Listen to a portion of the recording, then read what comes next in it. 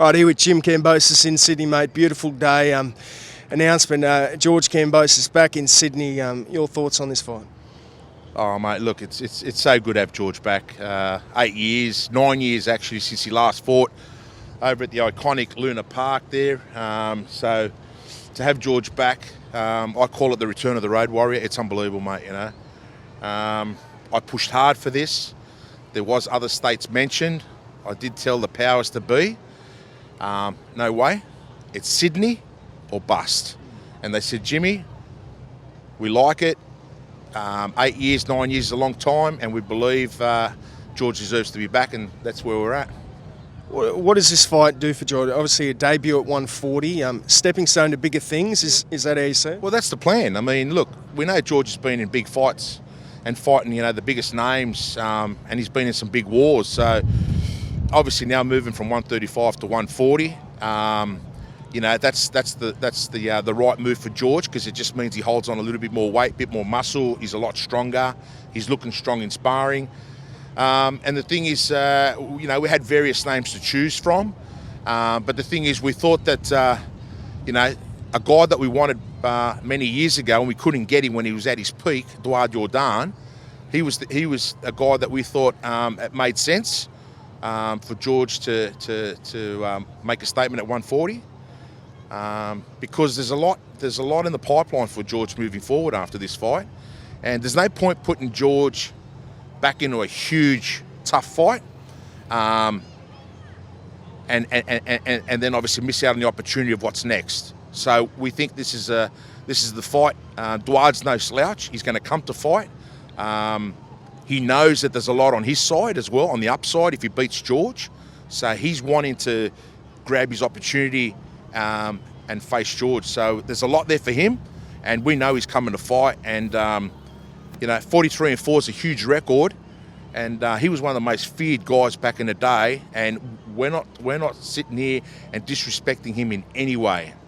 You know, it's a great opponent.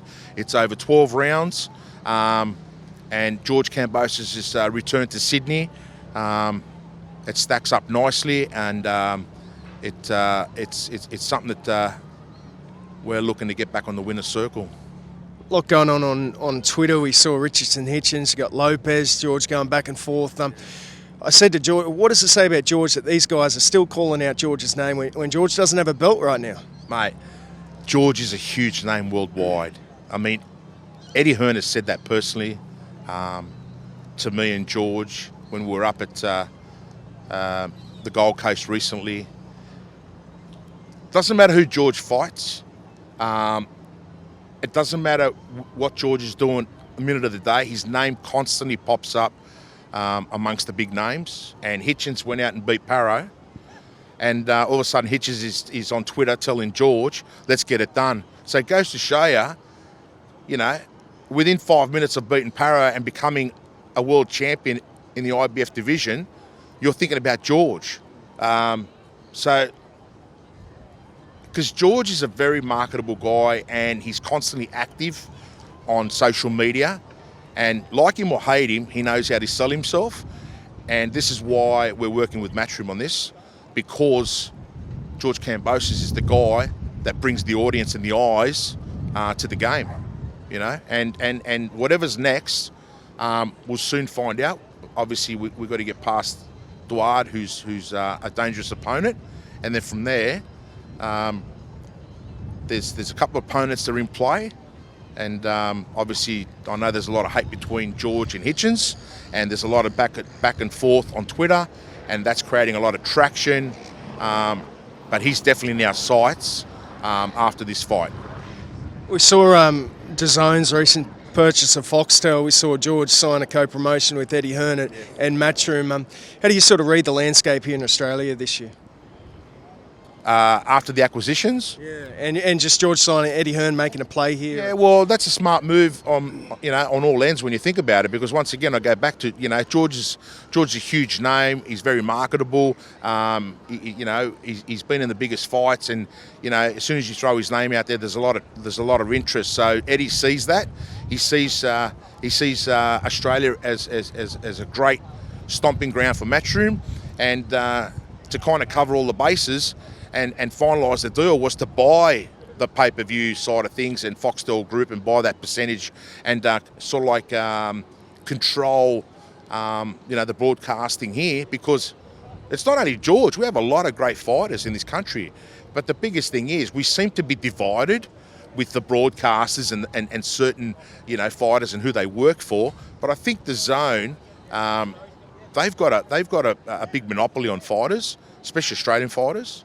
So they're now going to put this together. It'll probably take 6 months to get it done. But the thing is, I think we're heading in the right direction. So look, Matchroom needs a big show in Australia. This is not a huge show, but it's a big show. It's a good show.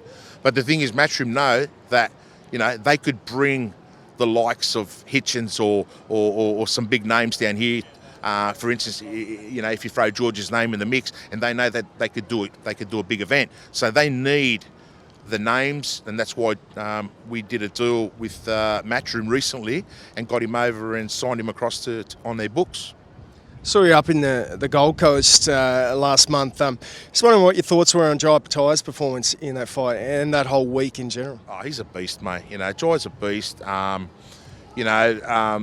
lead up. Jai's a very simple kind of guy, and he doesn't like to get caught up in anything. He's all business all the time, and I'm sure people have got their opinions about he should be a little bit more, a little bit smarter in selling himself rather than not, wanting to answer questions. But that's Jai, mate. I've known him for a long time. Him and his dad tap the top blokes. But look, that performance, I think it was expected.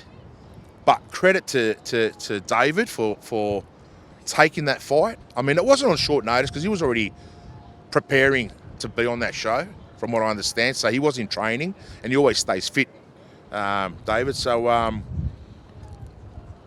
it was to be expected, and Jai did it in style. And at the end of the day, I'm glad that Nicky is not hurt, and he can fight another day. But it was a good show up at the Gold Coast.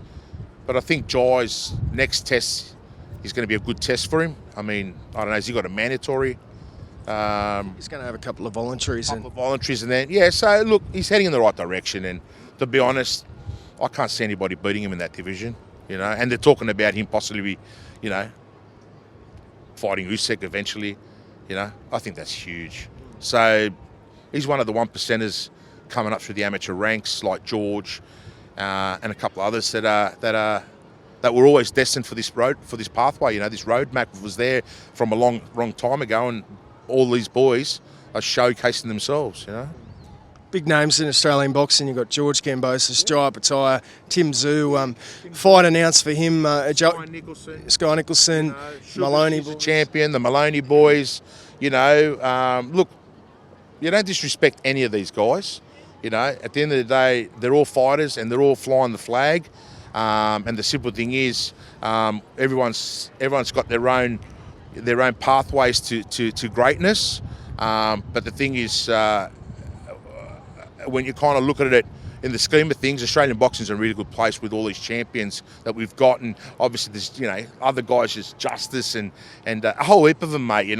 We are so blessed for a small country to have so much talent. We are blessed. Just want to get your thoughts on Tim Tszyu's last 12 months. He's had a tough loss to Buckram. He had that cut against Fondora. He's got this fight against Joey Spencer coming up. What do you made of Tim Tszyu's last 12 months? Mate, it's been a tough 12 months, that's for sure. Sometimes you're riding the highs, and then all of a sudden, the tide changes on you, and there's a little bit of bad luck, and Fondura with the cut, that kind of sort of like made it a little bit more difficult for him, and that. But look, I've got my opinion on that. I have expressed my opinion on it, and I believe that the team didn't get it right. On the fight, with a lot of pressure around him, I believe they didn't get it right. They were given opportunities to call it before the fourth round, which meant that he still would have held onto his belt, and it would have been a no contest, and they could have went again. So it's unfortunate. And then once again,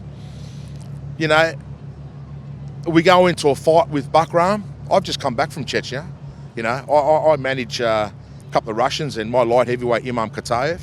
Mate, I've just come from there, and mate, these people, they don't say much, but I tell you what, they're animals. Mate, they're beasts. They're a different breed.